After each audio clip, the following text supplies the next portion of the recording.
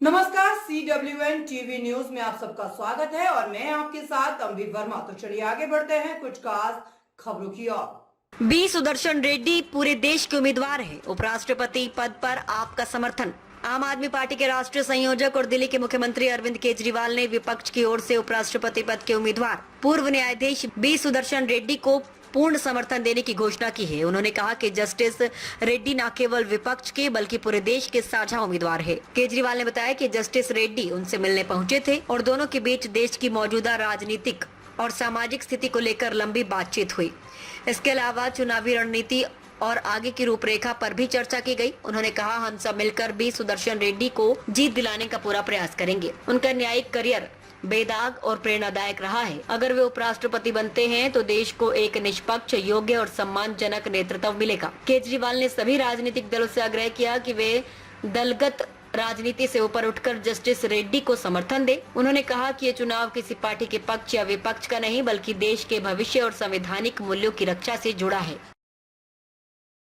अभी जस्टिस रेड्डी जो कि विपक्ष पार्टियों की तरफ से उन्होंने नामांकन भरा है अपना वाइस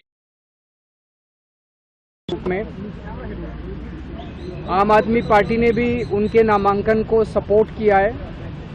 हमारी तरफ से उनके नामांकन के वक्त संजय सिंह वहां मौजूद थे।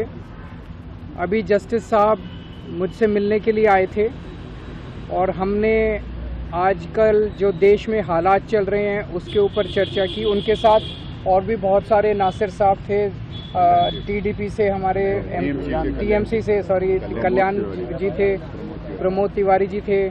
तो उनका सबका मैं स्वागत करता हूं अपने घर में। और आज जो देश के हालात चल रहे हैं उसके ऊपर काफ़ी लंबी चर्चा हुई। जो चुनाव हैं उसके क्या गणित हैं, कैसे क्या स्ट्रैटेजी बननी चाहिए, उसके ऊपर काफ़ी चर्चा हुई। तो हम सब लोग मिलके जस्टिस साहब को जिताने के लिए पूरी भरसक प्रयत्न करेंगे। और मैं उम्मीद करता हूं कि ये चुनाव, चूँकि ये सीक्रेट बैलेट होता है, इसमें विप नहीं चलता है, तो सीक्रेट बैलेट में इसीलिए इसको सीक्रेट बैलेट रखा गया है। नहीं तो संसद के अंदर जो भी प्रस्ताव आते हैं, जो भी वोटिंग होती है, उसमें विप चलता है, इसमें विप नहीं चलता है। तो मैं सभी पार्टियों से बोलूँगा कि जस्टिस रेड्डी का एक बहुत इम्प्रेसिव उनका करियर रहा है एज जज। जब उन्होंने देश के हक में, न्याय के हक में बहुत बड़े बड़े निडरता के साथ फैसले दिए हैं।